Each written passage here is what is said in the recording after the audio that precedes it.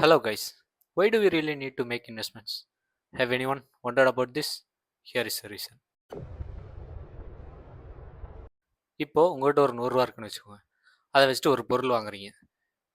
Example ஒரு geometry box வாங்குறீங்க வைங்க.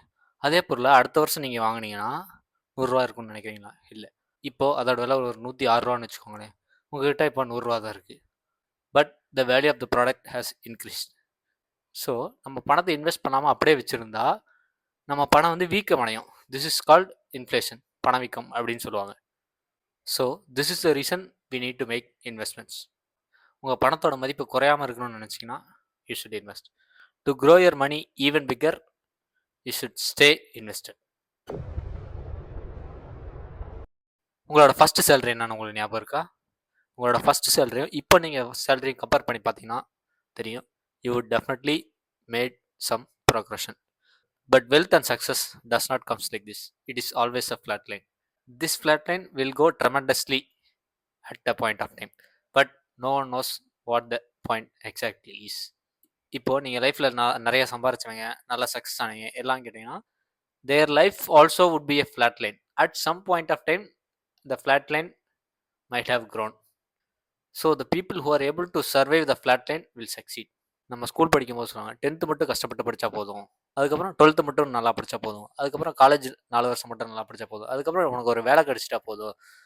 But no one knows where the point actually triggers. சில பேர் காலேஜ் முடிஞ்சோன்னா அந்த பாயிண்ட் ட்ரிகர் ஆகலாம், சில பேருக்கு வந்து வேலைக்கு போனதுக்கப்புறம் ட்ரிகர் ஆகலாம், சில பேருக்கு 40 வயசில் ட்ரிகர் ஆகலாம், சில பேருக்கு 60 வயசில் ட்ரிகர் ஆகலாம். So we cannot predict the time of the event that is going to happen.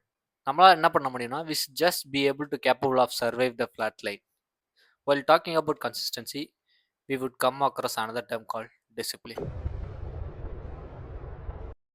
How can we build this discipline? I have a small suggestion for you. நம்ம எல்லார்ட்டையும் பேங்க் அக்கௌண்ட்ஸ் இருக்கும் and everyone is familiar with mobile banking too. So the simple step is start an RD right now. It will give you 3 things. First thing, it will give you a fixed returns at the end of maturity. You need not to worry about the market fluctuations. Second thing, it builds a habit to save or invest money. So you adapt to a saving mentality instead of a spending mentality. Third point, as I said, this will help you in improving your discipline. The only thing you cannot expect is as large returns as in equity market. Please note down your each and every expenses, no matter how small it is, whether it's a center fruit chocolate or a dinner with family or house rent.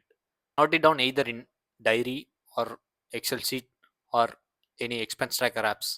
There are many expense tracker apps available now for free of cost. Since every one of us use mobile phones, these expense tracker apps is very helpful in noting down the expenses then and there. So this can also lead to a practice of discipline. எக்ஸ்பென்சஸை note பண்ணுறது மட்டும் பெரிய விஷயம் இல்லை, அதை வந்து மாதம் மாதம் ரிவ்யூ பண்ணி இங்கே தான் இதெல்லாம் தேவையில்லாத செலவு, இதெல்லாம் கட் பண்ணலாம் அப்படின்ற ஒரு டிசிஷன் எடுங்க. இது வந்து எப்படி ஹெல்ப்ஃபுல்லாக இருக்கும்னா, இப்போ நீங்கள் எல்லா எக்ஸ்பென்சஸையும் நோட் பண்ணியிருப்பீங்க. இப்போ வந்து அமேசான் ப்ரைம், நெட்ஃப்ளிக்ஸு, ஜி5 இந்த மாதிரி சப்ஸ்கிரிப்ஷன் வச்சுருக்கீங்கன்னு வச்சுக்கோங்க.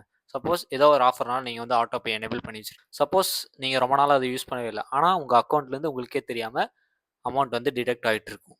இந்த எக்ஸ்பென்சஸ்லாம் ட்ராக் பண்ணுறதுனால you can go and disable that auto pay option. So இந்த மாதிரி அன்னெசரி எக்ஸ்பென்சஸ் வந்து you can easily cut down by tracking your expenses. இன்னொரு விஷயம், இந்த செலவெல்லாம் ரிவ்யூ பண்ணும்போது ஒரு குரூப் ஆஃப் ஃப்ரெண்ட்ஸ் இல்லைனா ஃபேமிலியோட சேர்ந்து ரிவ்யூ பண்ண ட்ரை பண்ணுங்கள். இப்படி பண்ணும்போது எல்லாருக்கும் அந்த குடும்பத்தோட செலவுகள் தெரியும், எல்லாருக்கும் அந்த ஃபினான்ஸ் நாலேஜ் கிடைச்ச மாதிரி இருக்கும். You can teach to other members and you can learn from others too. Also you will get that people bonding. You can spend your time with them. உங்களுக்கு வந்து ஃபினான்சஸ் பற்றி தெரிஞ்சுக்கிட்ட மாதிரியும் ஆச்சு, அவங்க கூட டைம் ஸ்பெண்ட் பண்ண மாதிரியும் ஆச்சு. நான் இப்போ சொன்னதோட ரொம்ப முக்கியமான விஷயம், taking action. So many of us don't succeed in our life because we failed to take actions. So if you need to start saving, please follow these 2 methods right now. Tracking the expenses, creating an RD account. So இந்த video பார்த்துட்டு யாரெல்லாம் இதை follow பண்ண போகிறீங்கன்னு please do let me know in the comments. இன்னொரு விஷயம், நான் போன வீடியோலே சொல்லியிருந்தேன், இந்த மாதிரி என்னோட வீடியோ ஸ்டார்ட் பண்ணுறதுக்கு வந்து எனக்கு ஒரு ஃப்ரேஸ் இல்லைனா ஒரு கேட்சி வேர்ட்ஸ் தேவைப்பட்டது அப்படின்னு சொல்லியிருந்தேன். நான் வந்து நிறைய தேடி ட்ரை பண்ணி பார்த்தேன், எதுவுமே செட் ஆகலை.